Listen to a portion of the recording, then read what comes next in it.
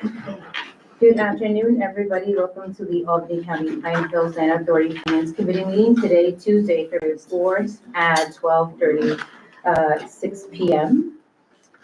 First, we're going to do our roll call. Mr. Mazza? Here. Mr. Nyberg excused. Ms. Walsh? Here. Ms. Reginelli? Excused. I'm also. Oh, I'm here. sorry. I had my meeting canceled, so I'm delighted to be here instead. Ready to rock and roll. Ms. Higgins? Here. Ms. Melendez? Here. Having quorum, we will proceed.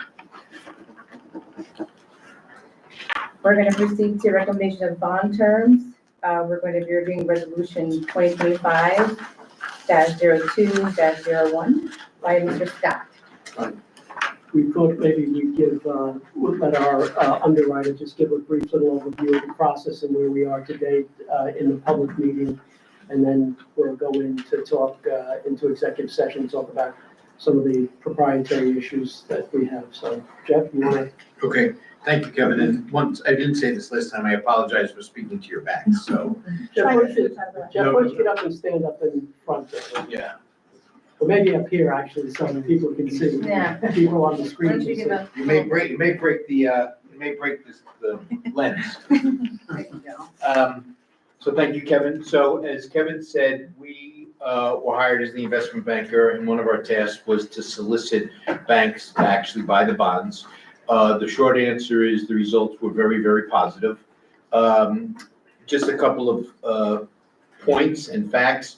On January 15th, we sent out the RFT, the request for terms. It went out to 47 banks, a combination of both local and national banks. And it was a very, very compressed time frame. Typically, we give them about 4 weeks to respond. And this time, because of our timing issues here, we were only able to give them 2 weeks and 2 days. It went out on a Wednesday and it was due on a Friday, 2 weeks later. Went out to 47 banks. Of those 47 banks, we got 8 responses. So we were very, very pleased. Typically in these type of situations, you can go from 0 responses or to many more. So that's what we did with the banks, and I'll give you a little bit more on that piece of the puzzle.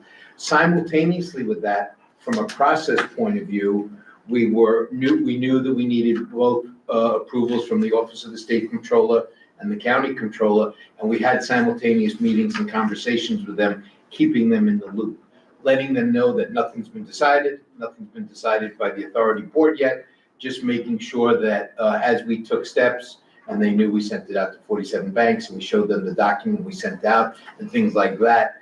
We were kind of making sure that we were moving down the process. As recently as this morning, I connected with the counties, the county controllers, outside financial advisor, and we talked bond professional to bond professional. I gave him a little bit of an overview of the process.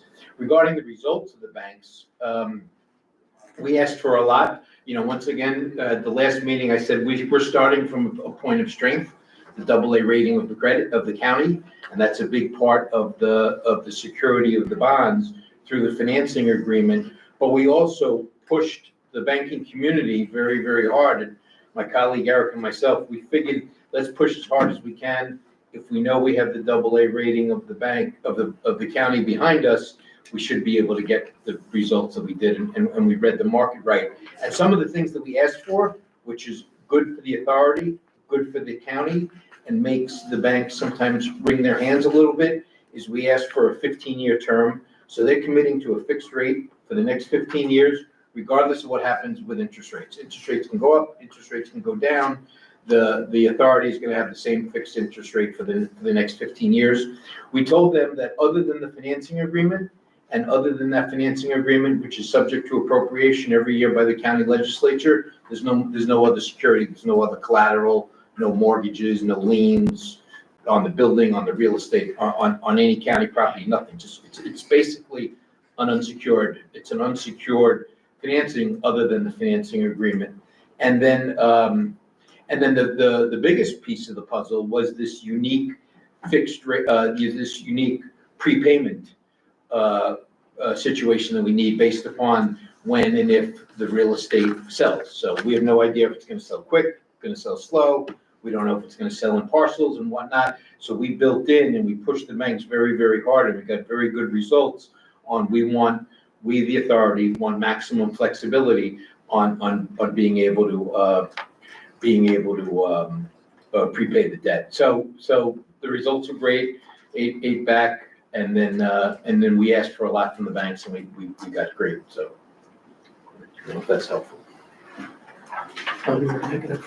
Yeah, yes, sir.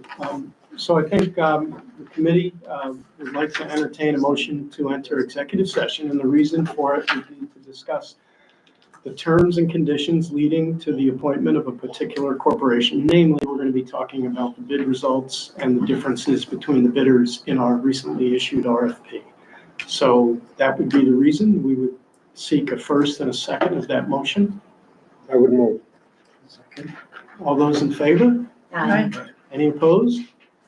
Okay, we're going to be entering, we are now in executive session.